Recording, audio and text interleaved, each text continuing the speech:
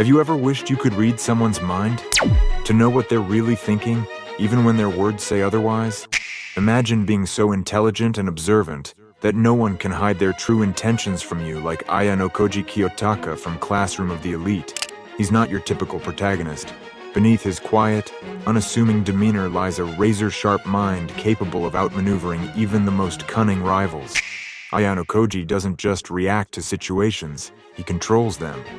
He studies people with precision, noticing the smallest shifts in body language, the faintest hesitation in their words, and the hidden motives behind their actions.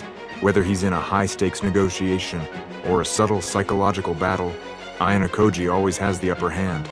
What makes him truly terrifying to his opponents is his ability to manipulate outcomes without revealing his intentions.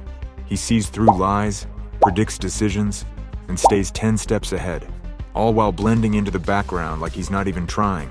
It's his deep understanding of human behavior that makes him unbeatable in a world where everyone is fighting for dominance. But Ayanokoji's powers aren't supernatural. They're skills rooted in observation, psychology, and strategic thinking. Skills that, with practice, anyone can develop. What if you could do the same? What if you could decode people's true thoughts, intentions, and emotions the moment you meet them? How you can read anyone instantly, using simple yet powerful techniques rooted in dark psychology. Let's unlock your inner Ayanokoji. But if you are thinking that you are not Ayanokoji, you don't need to be a mind reader to figure people out. All the clues you need are already there, in their body language, tone of voice, and micro-expressions. You can easily read anyone with dark psychology. It's about understanding human behavior so you can navigate relationships, avoid being fooled, and connect on a deeper level. And when you learn these skills, people will wonder, you've unlocked a superpower. And if you miss Hack 5 is where everything comes together, you will lose everything, so don't miss it. Why reading people is a game changer. Why this skill is so powerful. Imagine being in a negotiation, a date, or even just a casual conversation. You say something and the other person nods, but their body shifts slightly, or their tone wavers. That's your clue. What they're saying doesn't match what they're feeling. If you don't notice these cues, you might end up being lied to, manipulated, or missing out on valuable connections. But how to notice them and why we struggle to read people. Most of us focus on words, but words are just the tip of the iceberg. Research shows that 93% of communication is nonverbal. That means tone, gestures, and facial expressions matter way more than the actual words someone says. How many times have you heard someone say, "I'm fine," when it's painfully obvious they're not? Reading people is about catching those contradictions. Let's unlock your superpower. I'll show you the first step to decoding body language like a pro. Body language basics, the silent language body language, the most obvious yet often overlooked part of communication. 1. Posture, the foundation of confidence. The way someone stands or sits tells you a lot about their mood and confidence level. Open posture, shoulders back, chest slightly out, arms relaxed. This says you are confident and approachable. Closed posture, arms crossed, legs tucked in, body leaning away. This screams you are defensive or uncomfortable. Example, ever notice how someone slouches when they're feeling defeated? Contrast that with someone standing tall. It's like night and day. 2. Hand gestures, the hidden story. Hands are like the subtitles of a conversation. Pay attention to what they're doing. Excessive fidgeting says anxiety or nervousness. Open palms says honesty and openness. Hands in pockets says hiding something or feeling unsure. And if their hands are doing jazz hands while they talk, well, you've got a very enthusiastic storyteller on your hands. Follow this action step in a conversation, focus solely on someone's posture and hands. Take mental notes. What's their body saying that their words aren't? Decoding facial micro-expressions. The face never lies. These are the tiny, split-second facial expressions that reveal what someone's really feeling, even if they're trying to hide it. 1. The 7 universal emotions. Psychologists have identified 7 emotions that show up on everyone's face, no matter their culture. You all know it. Happiness, sadness, anger, fear, disgust, surprise, contempt. The key is learning to spot these emotions quickly because they flash across the face in less than a second. 2. Spotting a fake smile. How do you know if someone's smile is fake? In a genuine smile, the eyes crinkle, crow's feet appear. In a fake smile, only the mouth moves. I once had a coworker who always smiled when giving feedback, but his eyes never matched his grin. It was all teeth, no warmth. Turns out, he didn't like my work, and his smile was just a cover. 3. Fear versus surprise. Fear and surprise look similar, but here's how to tell the difference. In fear, brows pull together and the mouth opens slightly. In surprise, brows raise high and the mouth opens wider. When you spot fear in someone's face during a conversation, pause. Ask a question like, "Is everything okay?" You'll often uncover what's really going on. But expression can be fake, the tone of voice not.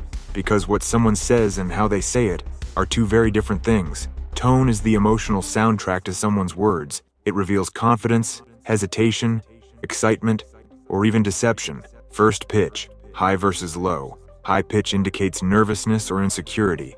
Low pitch indicate confidence and authority. Ever notice how people's voices get higher when they're lying? It's a dead giveaway. 2. The pace, fast or slow. Fast pace indicates anxiety or eagerness to hide something. Slow pace indicate calmness or deliberate thought. And if someone's talking so fast you can't understand them, maybe they've had too much coffee, or they're trying to sell you something. Follow this action step. During your next conversation, tune into someone's tone. Does their pitch or pace match the emotions they're expressing? Now that you've mastered body language, micro-expressions, and tone, it's time to connect the dots. Context is everything, reading the full picture. No single cue can tell you everything. The real superpower comes when you combine all the clues, body language, micro-expressions, tone, with the context of the situation. Look for clusters. A single crossed arm doesn't mean someone's defensive, but crossed arms plus a tight jaw plus avoiding eye contact, that's a cluster. Example, imagine someone says, "I'm fine," but their tone is clipped, their arms are crossed, and they're not making eye contact. Are they really fine? Probably not. 2. Trust your gut. When you pick up on these cues, trust your instincts. Your subconscious is incredibly good at reading people. It's been doing it for thousands of years. And if your gut says, "Run," maybe listen, unless it's just telling you you're hungry. In the final section, there's a simple exercise that will sharpen your ability to read anyone instantly. You don't want to miss this. Practice makes perfect. Your superpower awaits. Let's bring it all together. You've got the tools to read body language, tone of voice, and micro-expressions. You've learned about context and clusters, but these skills are like a muscle. If you exercise for your core daily, you will notice your belly fat is decreasing, and if you've done it little extreme, you will notice abs. If you don't practice them, they'll weaken over time. These skills are also like that. The key to becoming a master at reading people is practice, and not just random practice, but deliberate, focused practice. I will give you practical exercises and techniques to sharpen your skills so that reading anyone becomes second nature. And once you master this, you'll walk into any room with the confidence of someone who already knows what everyone's thinking. Step 1. The 5-minute observation exercise. Let's start with something simple but incredibly effective. What it is. This is where you spend 5 minutes a day observing people in a public setting. It could be a coffee shop, a park, or even your office. The goal is to watch people's interactions and identify what their body language, tone, and expressions are saying. How to do it. 1. Pick a public spot. Choose a place with lots of foot traffic where you can observe people without being too obvious. A coffee shop, a subway station, or a mall are great options. 2. Focus on a specific element. Firstly, on day 1, observe only body language. Are people open and confident or closed off and defensive? When you able to observe right body language, then on day 2, focus on facial expressions. Can you spot happiness, frustration, or boredom? Then on day 3, tune into tone of voice. Are people excited, hesitant, or annoyed? I started doing this exercise at my local coffee shop. At first, I was just watching for fun, but one day I noticed a guy leaning forward during a conversation, nodding slightly while the person across from him kept looking away. It was obvious they weren't on the same page. He was interested, and she was checked out. Once you start noticing these cues, you can't unsee them. It's like putting on glasses for the first time and realizing how clear the world can be. Step 2. The micro-expression mirror technique. This one's a game changer for learning to spot subtle facial cues. This technique involves practicing facial expressions in front of a mirror to understand what they look like. When you can recognize these cues on yourself, it becomes easier to spot them on others. How to do it. 1. Look up the 7 universal emotions. Find examples of happiness, sadness, anger, fear, disgust, surprise, and contempt. 2. Mimic each expression in a mirror. Try to replicate each one and pay attention to the subtle movements in your face, like the way your eyebrows pull together when you're angry, or the slight smirk in contempt. 3. Practice spotting them on others. Once you've trained your eye to recognize these expressions on yourself, start looking for them in conversations or videos. And hey, if someone catches you practicing in the mirror and asks what you're doing, just say you're rehearsing for your Oscar-winning role. Step 3. Decode the baseline. Learn to establish someone's baseline. Everyone has a natural way of behaving when they're relaxed and not under stress. This is their baseline. If you want to catch changes, like nervousness or dishonesty, you first need to know what normal looks like for them. How to do it. 1. Observe them in a neutral setting. Pay attention to their natural gestures, tone, and expressions when they're calm and comfortable. 2. Look for deviations when their behavior changes, like fidgeting more, avoiding eye contact, or speaking faster. It could signal discomfort or deceit. 3. Match it to context. Remember, context is king. If someone is fidgeting because it's cold, that's not the same as fidgeting because they're nervous. I used this technique during a job interview once. The interviewer was calm and professional at first, but when I brought up a specific project, their tone sped up, and they started avoiding eye contact. It was a clear sign that something about that topic made them uneasy. Step 4. Replay conversations. Here's another hack. Replay past conversations in your mind and analyze what you might have missed. Why this works. Hindsight gives you a chance to spot things you didn't catch in the moment. You'll start to notice patterns in how people behave when they're honest, nervous, or hiding something. How to do it. 1. Think of a recent interaction. Choose a conversation that stood out. Maybe it was tense, exciting, or confusing. 2. Replay it like a movie.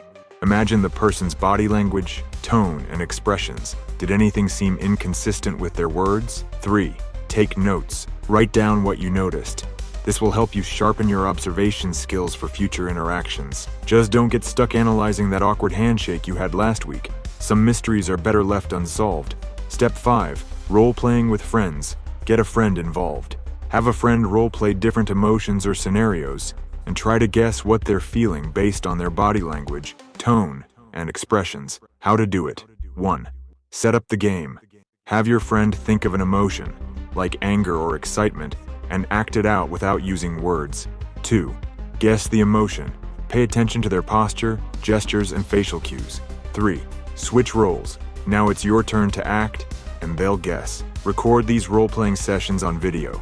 Watching yourself back will help you spot areas for improvement. Step 6. Test your skills in real time. Finally, the best way to practice is in real-life situations. How to do it. 1. Start with low-stakes scenarios. Observe strangers in a waiting room or at a coffee shop. Try to guess their mood or what kind of day they're having. Level up to high-stakes situations. Use your skills in more meaningful conversations, like job interviews, dates, or negotiations. 3. Stay curious, not judgmental. The goal is to understand, not judge. People appreciate when you genuinely try to connect. I once used this technique during a group meeting. By observing who leaned in during certain topics and who avoided eye contact, I figured out who was interested and who wasn't fully on board. It helped me tailor my pitch, and we closed the deal. Remember, you don't need to be perfect, but a person should always do work for his improvement. Even the best psychologists and negotiators get it wrong sometimes. The goal is to improve a little each day. The more you practice, the more intuitive this will become. And if all else fails, you can always blame Mercury retrograde. Now that you've got the tools and exercises, you've made it this far, you're already ahead of the game. These techniques aren't just about reading people. They're about building better connections and protecting yourself from manipulation. Imagine combining these skills with the hacks from my previous video, Attract Women Effortlessly, 5 body language hacks that work. The synergy is unreal. To level up even more, check out my video, Attract Women Effortlessly, 5 body language hacks that work. It's the perfect next step to mastering this superpower. Hit like, subscribe, and let me know in the comments after trying these for 1 week. Is this helping you? And which technique is benefiting you the most? Let's talk about it.